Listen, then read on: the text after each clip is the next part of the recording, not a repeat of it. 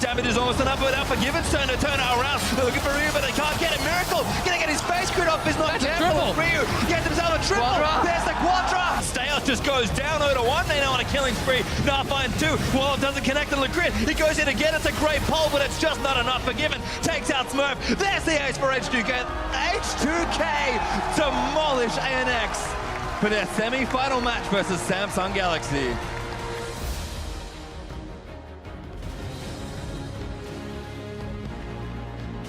Hello ladies and gentlemen, and welcome to another edition of Worlds Tonight. I'm Sjokz supporter, joined here by Martin Deficio Lunge and Sam Kobe Hartman Kensler. As we're going to wrap up the quarterfinals, it is also our very last show from Chicago. Sadly, it's been a great run. Yeah, it's been a great run. Today we saw H2K versus Albus Nox Luna not delivering 5 games. It was a rather comfortable 3-0, I should say, for H2K. We're going to take a look at that.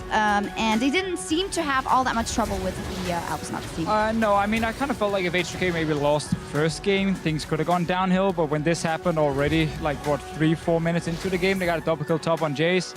It was kind of just snowballed from there, and I think H2K felt really good in every single game they played. Yeah, this is definitely going to be good for their confidence moving forward, but facing Samsung is going to be a completely different animal, so I'm very curious because a couple of the games, you know, later on in the game, they started to get a little lax with their play and skip steps, as they were saying, on the desk, and I'm curious to see if that does continue or if that's just, you know, a factor because they were so far ahead.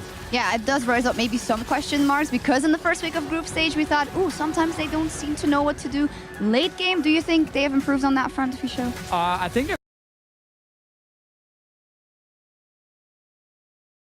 to EULs, yes, and we've saw the same problems, you know, get a good early advantage, get around Baron, and then they would like throw it Baron almost and actually lose some of these games. Did it a little bit at Worlds. I think it has gotten better. But a lot of it just comes down to communication in these very hectic moments where we still know their team who are very loud, you know, a lot of people are yelling and calling things at the same time. So when suddenly, you know, a guy shows up and he can potentially steal the Baron, they don't always have to face communication. And that is an issue, and it will be an issue versus Samsung. And it will put them in a bit of a disadvantage and kind of force them to really win the early game. Yeah, the main thing for me with them is that they don't really respect enemy vision later in the game, and that's not really a problem if they're so far ahead, right? Because the enemy's not going to have a lot of vision, maybe a few defensive wards, but if they don't, you know, have that scenario, then we've seen in the group stages there are a couple times where, you know, they go on enemy wards, try and sit in a bush and do a risky play, and it backfires. I do think, though, this matchup specifically, like once they got these massive leads and started winning like game 1, game 2 as well, like knowing H2K and knowing European teams, they do again lose a little bit of focus and they do fool around just a little bit and they go very aggressive, like just let's keep going for kills, let's keep playing aggro, ignore the ward here, let's buy more damage. And that's something that they have done in the past because they have like a 10,000 gold lead. I don't know if it will be the same against Samsung. Semi-final, an opponent that is super, super hard to play against. If you get an early advantage, I think you keep the focus to try and close the game. And I don't think even if with 10k advantage, you start like jumping around and going for kills in every lane. Yeah, as said, we are just guessing. Of course, we don't know if they just felt comfortable in this matchup. But as said, let's take a look at the bracket and how it is played out now. As said, H2K up versus Samsung Galaxy and SKT up versus the Rocks Tigers. First, let's wrap up Samsung Galaxy versus H2K. Do you give them... How much of a chance do you give them? Let's start with... our Kobe from NA. I give them more of a chance than I gave Cloud9. They've definitely been looking better than You're Cloud9. so kind. Oh, wow, thank you. But honestly, yeah, I still have it favored to Samsung. Maybe I'd give them like 25%, honestly, for H2K in that matchup. Yeah, that's my first ballpark number. I was gonna go like 70-30 in favor of Samsung as well. I think Samsung can match H2K in the early game, like just individual players. And then I think Samsung just late game is just much better, you know, both calling and team fighting. So it's one of these games where if H2K can actually really dominate the early game, if they have good picks, good counter picks, and if some of the players, like let's say Odo Amna actually shows up and beats QV up in the top lane, that gives a big advantage to H2K. But I need to see that happen before I actually want to like believe it. Definitely true. I'm also really excited for the pick bans for that matchup, actually, because I feel feel like those have some players that are a little bit smaller champion pools than, say, SKT versus Rocks, which will be very deep. Let's quickly touch on SKT versus Rocks then. How do we think that's going to go? Does Rocks have a chance here to finally beat out SKT on the world stage, Deficio? Yes, they do have a chance. I find it really funny how people are like, oh, Rocks are massive underdogs now. You know, they came in as the best team in the world. Who said they are massive underdogs? No, but at least they're not underdogs. They're not underdogs in this matchup, in my opinion. They are against the world champions, and SKT did look very good in their quarterfinal, but so did Rocks in their quarterfinal as well. I think this is actually a very even matchup that comes down to like the preparation coming into it, and then like can Peanut show up when it really, really matters? Because last time we played against Blank in an important best of 5 spring final, and Blank actually out-jungled him. Peanut needs to be like a boss, and then they win. And then my question on the other side for SKT is going to be, is Duke going to have a couple of games where, he gets completely solo killed up in the top lane? His teleports still seemed a bit off in some of the games. He did recover very quickly as they moved further on in the series, but against the Tigers, can you afford to drop a game like that purely off of, one lane? Yeah, well, all our questions will be answered next week, and we are going to talk a little bit more about those semifinals in just a minute. But if you are watching in client, check out youtube.com/LOL Esports for the full version of Worlds Tonight. All right, and now we have all the time in the world, or at least some of it, to talk about. They're packing up already. They are packing up. I don't know about all the 5 minutes, let's go. Okay, they are packing up because we are heading to Madison Square Garden, where we'll see a bunch of, or 4 amazing teams crossing swords. I do want to have one last honorable mention for Albus Nox Luna, obviously, because I feel like it's kind of a false note for them that it was a 3-0 here, but they've shown amazing things, so I think they deserve a shout out. Definitely one of the more exciting teams to follow here this year at Worlds, and they've gained a ton of fans as well, as you could hear in the audience. Yeah, definitely. But H2K, they had to do it, and they did in a quick 3-0. Deficio, you mentioned as well, if Oduwamne goes off in that semifinal versus Samsung, that could be a possibility for an in. What other possibilities do you see? Jankos in the early game, for instance? Yeah, again, I think every single player on H2K is actually performing above expectations on an individual level. I think Rio has had his best tournament in years. Like, we have to go all the way back to, like, Season 3 to find a Rio playing like this. I think Forgiven and Vanda as well, especially when they get something like Caitlyn, have been doing really well in laning phase. So probably won't. Probably won't get it, sadly. And that is actually a big blow to H2K because it is such a key pick in the early game. But I think for H2K, like, it literally comes down to, one, how can they draft? Like, can they actually get some counter picks in the laning phase? And 2, can they fix the late game around Baron? Can they close out games? Because I think they can get an early game advantage. I'm not saying every game, but some of the games. And if you can only get it to 20 minutes and then you start losing because of poor decisions, it doesn't matter then. Yeah.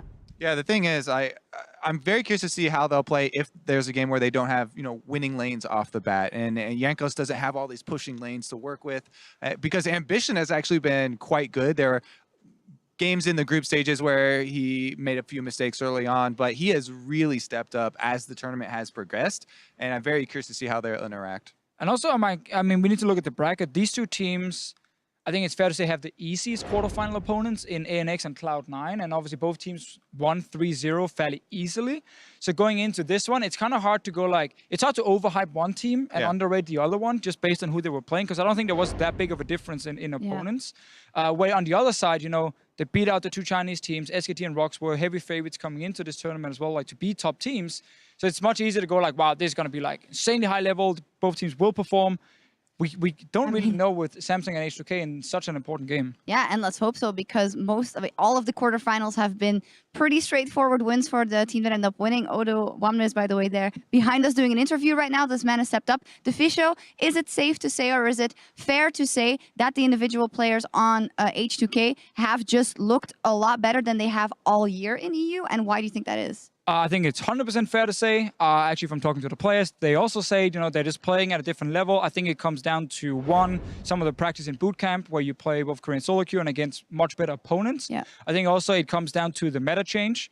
This is much more about the standard laning phase. It's about having like these very strong laning picks, which obviously favors a guy like Forgiven, favors a guy like Jankos, who loves to play early game. So I think just the meta fits H2K, and the practice they've gotten for the last many weeks is really important. And the team kind of clicks a bit more than they've done in the past. Yeah. Yeah, one of my biggest surprises has actually been Ryu's play because, during the year I was like, okay, he's pretty good, but not super impressive. And one of the stats that I've been having a lot of fun tracking is this like time spent across the halfway point basically of the map before 15 minutes. So basically laners that are playing really aggressively in their lanes and pushing up.